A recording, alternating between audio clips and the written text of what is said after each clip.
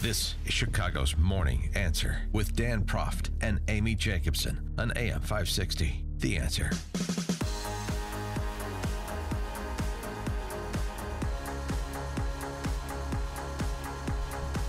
Good morning, Dan and Amy. So what we know about the terrorist attack, thankfully the failed terrorist attack in the New York City bus terminal yesterday near Times Square, the terrorist attacker. I call him a terrorist wannabe. Yeah, he just wants to be an ISIS member, and he's not. Well, he wanted to kill and hurt a lot of people, and thankfully he didn't. He only hurt himself. He lives in Brooklyn, taxi cab driver, electrician of Bangladeshi descent. He arrived in the United States 6 years ago on an F-43 family immigrant visa. Department of Homeland Security spokesman Tyler Holton said he is a lawful permanent resident from Bangladesh who benefited from extended family chain migration. No criminal record, and according to investigators who briefed the press corps yesterday, this was in response to,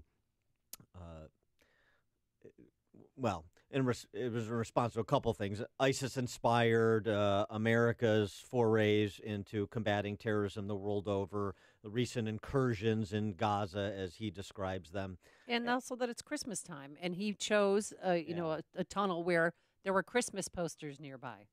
So that's what he wanted to do. So it's kind of a lot of the standard issue blather you get from Islamofascists.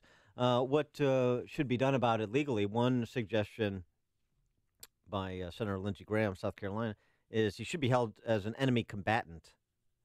And for more on the legal implications of that suggestion, among other related topics, we're pleased to be joined by Lieutenant Colonel Jeff Addicott. He is the director of the Center for Terrorism Law, former Army officer in the JAG Corps.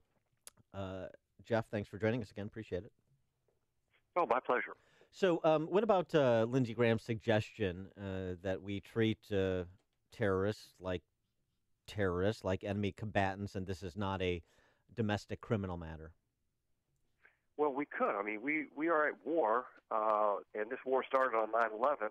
It's not a metaphor like the war on drugs, the war on poverty, but it's an unusual war because the enemy doesn't wear uniforms. They don't come from one country, and that's why the Supreme Court has scratched its head on 3 times. And they said, yeah, you can use the law of war to kill these quote-unquote terrorists overseas, and you can even detain them indefinitely in Guantanamo Bay and other locations. But we also have available to us the toolbox of domestic criminal law, and that's what we used before 9/11. The blind sheikh, for example, in New York, tried to bring down the Twin Towers. He was prosecuted, and he was certainly a member of this network of al-Qaeda radical Islamic fanatics, but we prosecuted him under federal law. So the policy has come down that if you commit a terror act in this country, whether you could be qualified as an unlawful enemy combatant or not, we're going to use federal criminal law to prosecute you in this country. So while Lindsey Graham is technically correct, the president could designate him as an unlawful enemy combatant and detain him in Guantanamo Bay and use military commissions. I don't think it's prudent. I think we should, try to end this war on terror if we possibly can and go back to using exclusively domestic criminal law. Well, I mean, just to continue on this topic for a minute, I mean, I understand the decision as you've laid out very nicely, but with respect to treating him as an enemy combatant, one of the things, as we've seen at street gangs, that are driven by the drug trade, is a lot of those gang leaders can operate from prison, within prisons. And isn't there a concern that terrorist cells can operate from prisons as well, and so further isolation at a place like Gitmo would be more appropriate? Yeah, we know that there's radicalization occurring in the prison system, in radical Islam, and people come out of the prison system. In fact, we had an individual, Jose Padilla, in New York that was radicalized in that manner, and other individuals. So, yeah, that does occur. But in Guantanamo Bay, we can detain him indefinitely, but the military commission system basically is broken down. We've only used, I think, twice during the Obama administration, none in the last year. It's a system that is ground to a halt. So, that's part of the process. The prison system obviously has an issue there, but I think the right thing to do is to use domestic criminal law And I think Graham is expressing the frustration that we all have that this continues to be a problem where we have jihadists that are killing and killing and killing. Thank goodness this guy was, as your co-host indicated, kind of a knucklehead because his heart's in the right place to kill, so to speak, but he doesn't have the operational skills to pull it off. No. And he told police, think, he told police that he's a follower of ISIS. Has there been any response from them saying that, he's one of ours or they're taking responsibility for this? Well, the good news, and that's kind of muddled right now, and the reason it is because Donald Trump has bombed the living blank out of these people. And in the last year, we have destroyed ISIS geographically. They're no longer waving their black flag above the ground and beheading people and abusing women in unspeakable manners. They've been obliterated, and that has kind of diffused a lot of these jihadists around the world because they can no longer say, see, God's on our side. Look what we're doing. We're setting up this caliphate. The caliphate's been obliterated under President Trump, and I think that's a positive move. I think we're going to see less and less of these domestic jihadists being inspired by ISIS because ISIS is not going to be around too much longer. In fact, they're gone now. They're under the ground like the rats they are, as Al-Qaeda has been driven under the ground.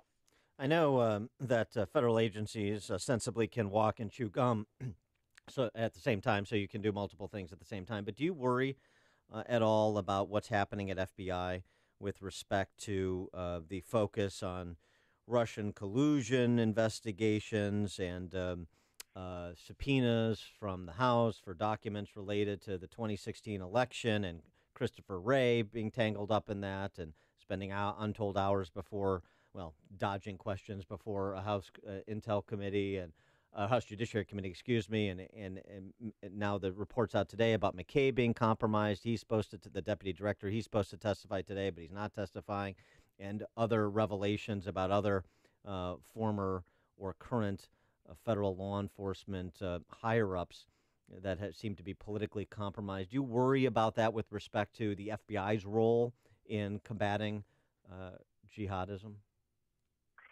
Well, most of the hard work on the ground is done by agents that are very dedicated and do their work. But there's no idea that there's no question that the FBI has been politicized, and they've done it to themselves. I mean, we've had directors, we've had investigation, we've had revelations about agents that have been obviously tainted and prejudiced, and that's, to me, that's very repulsive because that's one institution, along with our military, that people have kind of held in respect and that they would be neutral, regardless of you're a Republican or a Democrat. You put all that aside and you do your job.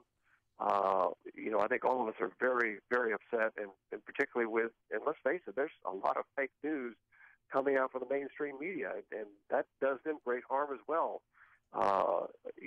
We didn't elect the Pope as a president, and I think people need to get over this concept that they want to try to bring down the president for whatever their perceived reasons are. I think his strategy in terms of national security is spot on, and I think it does a lot of damage to the institution. There's no question about it. Well, who's policing the FBI? Well, the FBI is an agency that's under the executive branch. But again, the president's not above the law.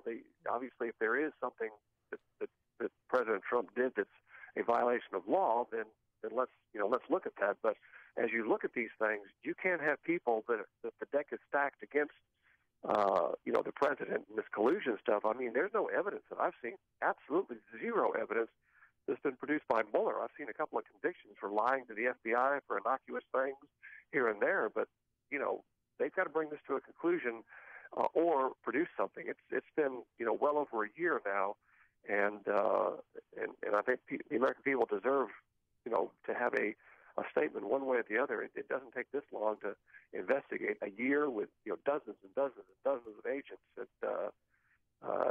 It doesn't take that long. All right. He is Lieutenant Colonel Jeff Addicott, Director of the Center for Terrorism Law, former Army officer in the JAG Corps. Lieutenant Colonel Addicott, thanks as always for joining us. Appreciate it. Thank you. And he joined us on our turnkey.pro answer line.